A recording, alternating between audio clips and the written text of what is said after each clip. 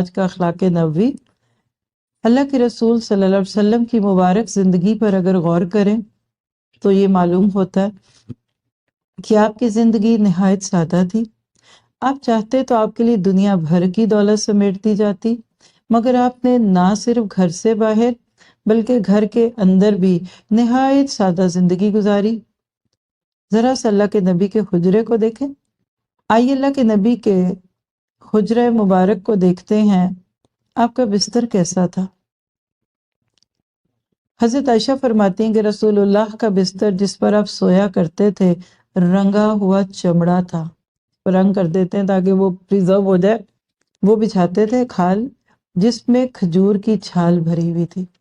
یہ بخاری کی روایت ہے 6456۔ ایک مرتبہ حضرت عمر بن خطاب آپ کے گھر میں آپ سے ملنے کے لیے گئے۔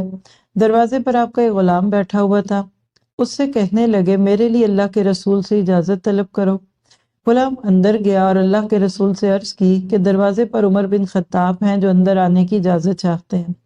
آپ نے ارشاد فرمایا جاؤ عمر سے کہو کہ اندر آ جائے۔ حضرت عمر فاروق جب اندر داخل ہوئے تو دیکھا آپ کھجور کی چٹائی پر لیٹے ہوئے تھے۔ آج نماز نہیں کوئی پڑھتا کھجور کی چٹائی پہ۔ آپ کے پہلو پر چٹائی کے نشانات پڑے ہوئے تھے۔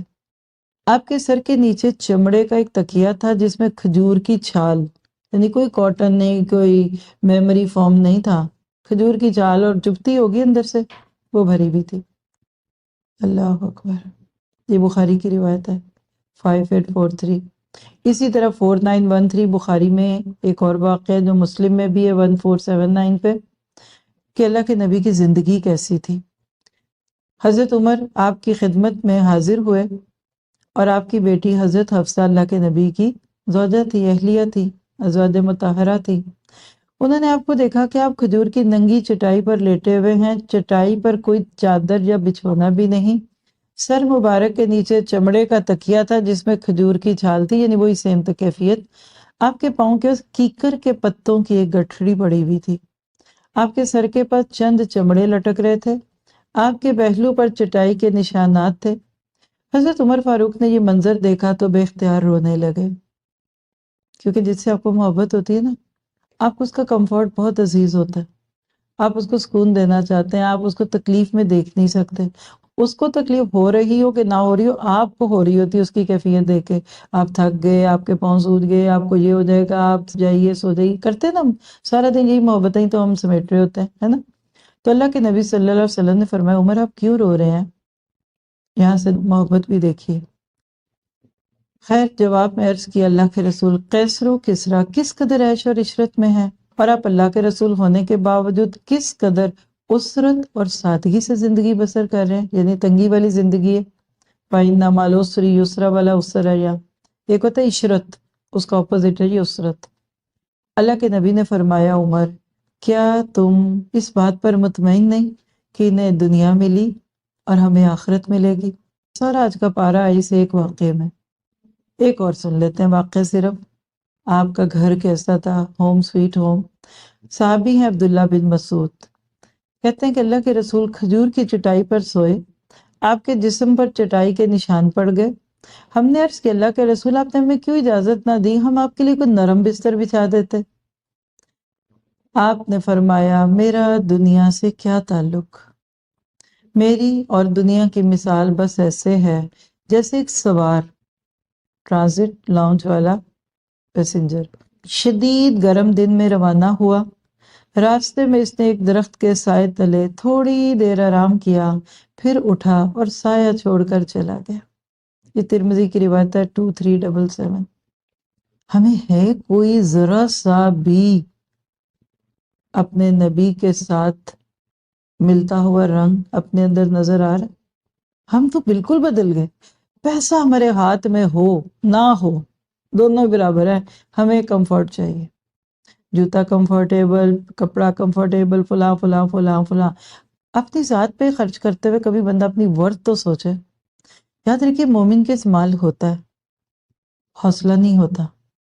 ایک درہم، ایک دینار، ایک ریال، ایک رون، ایک ڈالر، ایک پاؤنڈ، ایک یورو، وہ اپنی ذات پہ لگانے سے پہلے 10 دفعہ سوچتا ہے کہ یہ میں کیوں لگاؤں، میری اوقات نہیں ہے اس کو لگانے کی۔ اور جب بندے کے سامنے مقصد اتنا بڑا ہو، جب اس کے پاس اتنے بڑے بڑے پروجیکٹس ہوں، اتنے بڑے بڑے پلانس ہوں، تو وہ اپنی ذات پہ لگائے۔ دیکھیے آج آپ کو پتہ ہے کیوں دین کے کام رکے ہوئے ہیں بیچ میں، کیوں آرگنائزیشنز پریشان ہیں، کیوں مدرسے ہینڈ ٹو ماؤتھ ہیں، کیوں چندہ سسٹم ہے، کیوں لوگ نہیں، کئی اور وجوہات ہوں گی میں مانتی ہوں، لیکن شاہ خرچیاں بھی بہت ہیں۔ یہ شاہ خرچیاں جو ہوتی ہے نا، ایک دن آتا ہے کہ بینکرپسی پہ لے آتی ہیں، بند ہو جاتی ہیں، چیزیں افورڈ ہی نہیں کر سکے۔ اتنے لاکھوں آتے ہیں اور جاتے ہیں، ٹرانزیکشنز میں ہوتے ہیں، لیکن اینڈ پہ ان کے پاس کچھ نہیں، کیونکہ جو آتا ہے اس میں سے زیادہ خرچ بھی ہو جاتا ہے۔